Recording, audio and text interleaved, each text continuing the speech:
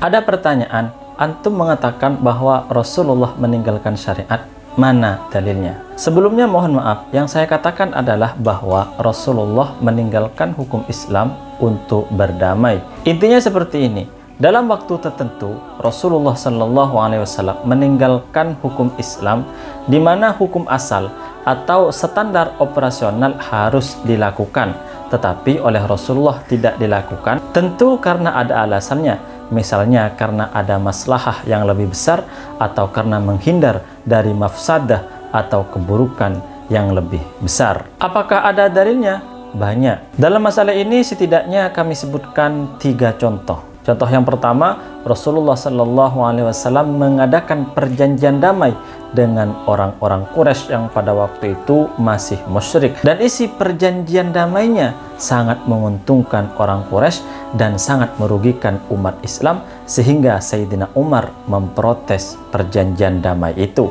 Semestinya menurut hukum Islam, Rasulullah Shallallahu Alaihi Wasallam harus mengadakan perjanjian damai dengan orang Quraisy musyrik dengan perjanjian yang dapat menguntungkan umat Islam. Akan tetapi Rasulullah tidak melakukannya, dan Rasulullah lebih memilih damai karena dalam perdamaian ada maslahah yang lebih besar, ada kebaikan yang lebih besar. Apa maslahatnya? Ternyata setelah terjadi perdamaian itu, banyak non-muslim yang akhirnya masuk Islam. Karena ketika dalam situasi damai, non-muslim dan muslim bisa ngobrol bareng, bisa berkumpul bareng, kemudian mereka saling ngobrol dan bertanya-tanya tentang Islam.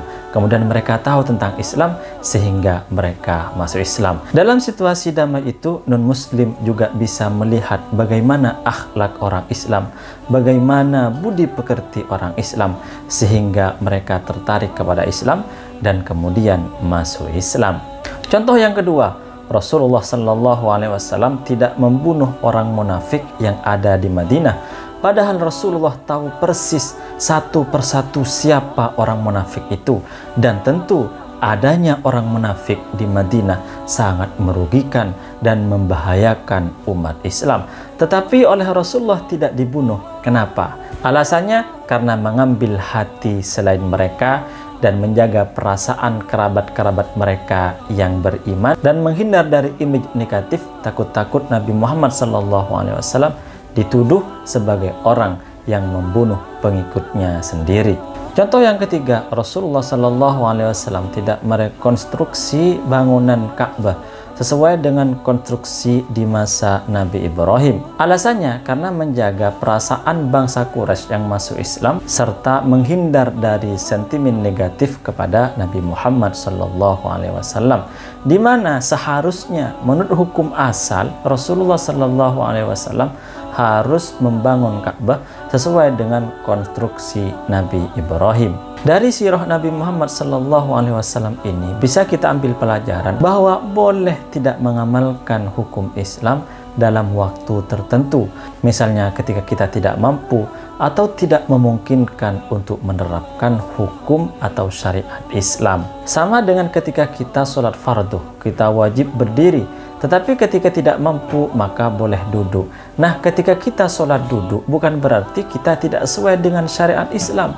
Bahkan hal itu merupakan kita sedang menjalankan hukum Islam, kita sedang menjalankan ketentuan syariat Islam. Dengan demikian, ketika para ulama Indonesia menerima Pancasila dan tidak menjadikan Islam sebagai dasar negara, bukan berarti ulama Indonesia itu meninggalkan syariat Islam. Bahkan para ulama sedang menjalankan ketentuan di dalam hukum Islam. Karena menjadikan Islam sebagai dasar negara di Indonesia itu tidak memungkinkan. Karena Indonesia milik bersama. Di Indonesia ini bukan hanya satu kelompok, bukan hanya Muslim saja. Rakyat Indonesia ini beragam, baik sukunya atau keyakinannya. Maka yang terpenting adalah perdamaian, sebagaimana yang dilakukan oleh Rasulullah SAW di masa lalu ketika mengadakan perjanjian dengan orang-orang Quraisy. Wallahu a'lam.